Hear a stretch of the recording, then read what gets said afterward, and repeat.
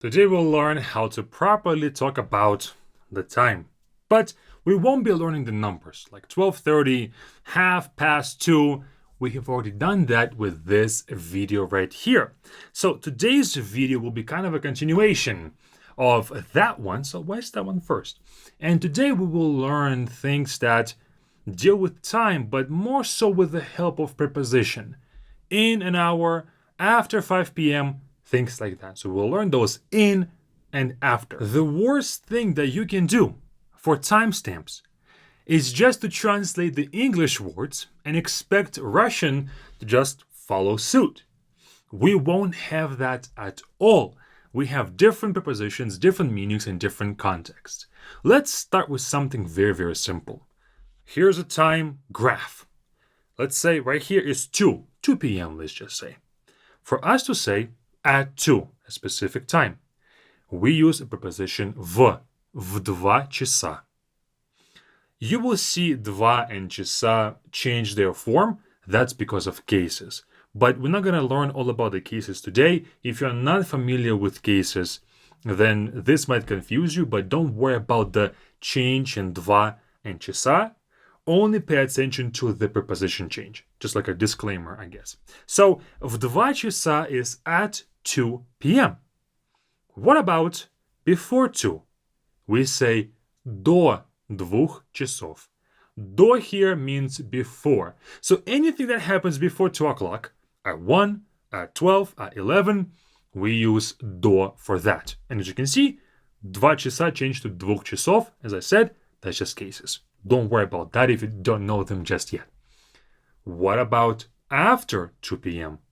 That would be после 2 часов. После 2 часов will outline something or anything that happens after 2 p.m. So the first three, до, в, после, before, at, after. And you might think, well, there's nothing more to discuss here. That's a false statement. What about if it's not a certain time like at 2, but around 2? We say около 2 часов. Около here means around. Now, we can use this in the meaning of I'll be there around 2. Я приду около 2 часов. I'll be there at around 2 o'clock. So on the time clock, around 2. What about this will take about 2 hours? Это займет около 2 часов.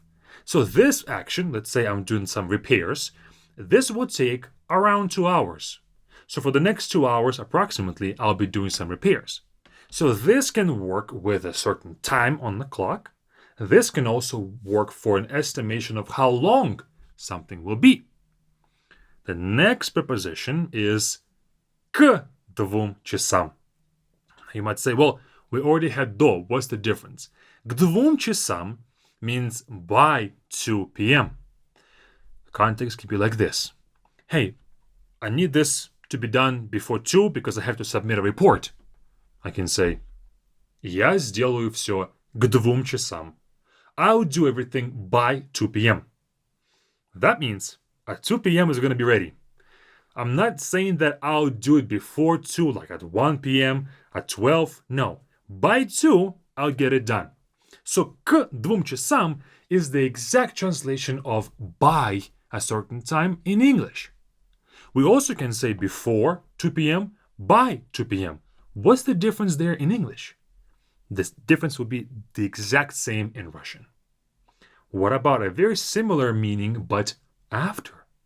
For after 2 p.m., we have с 2 часов. This preposition с means starting at, or since 2 p.m.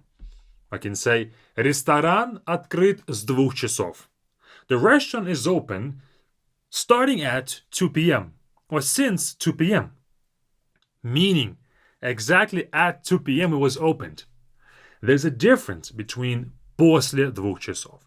Because with после 2 часов means that the restaurant is open after 2. That can be it opened at 3, opened at 4, opened at 5.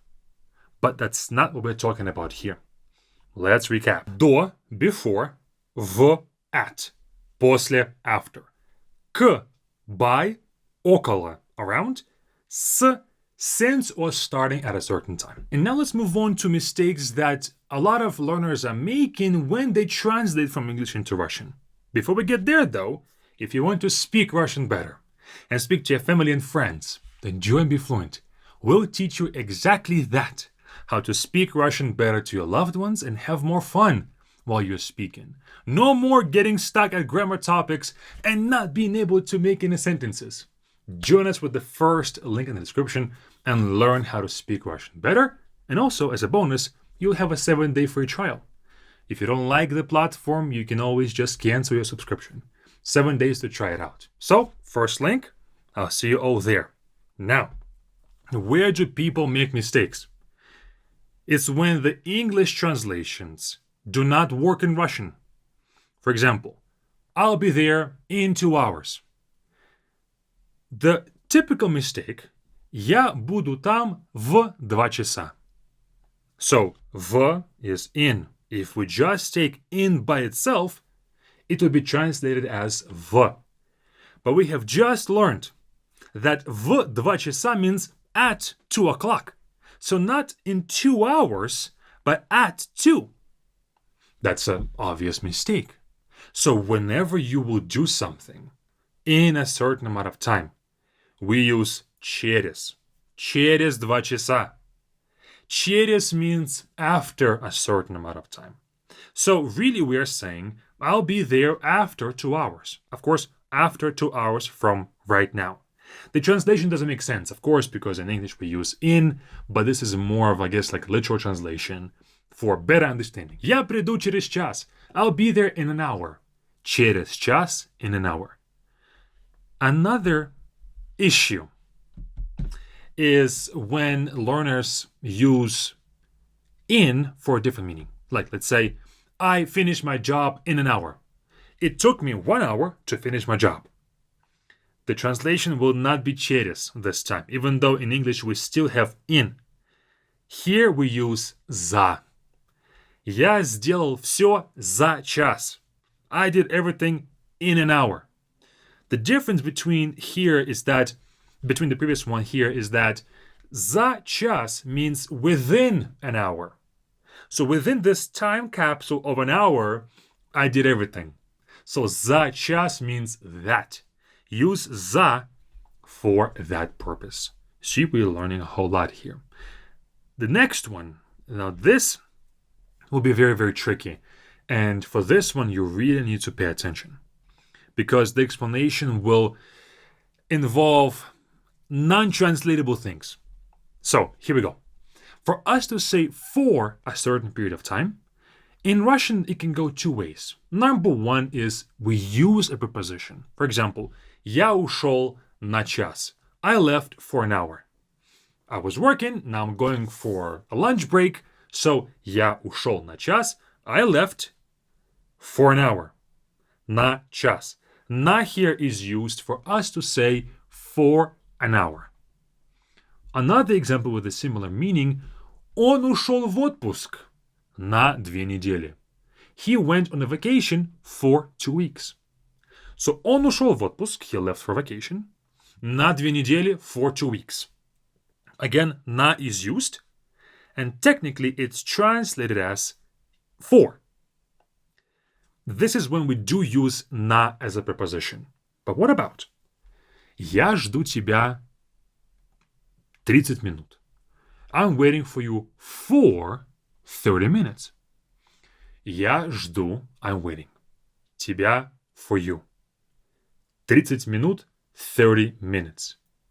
Notice that for is not translated in for 30 minutes. We don't have на in the Russian sentence. We don't. Didn't we just have it with the previous sentence?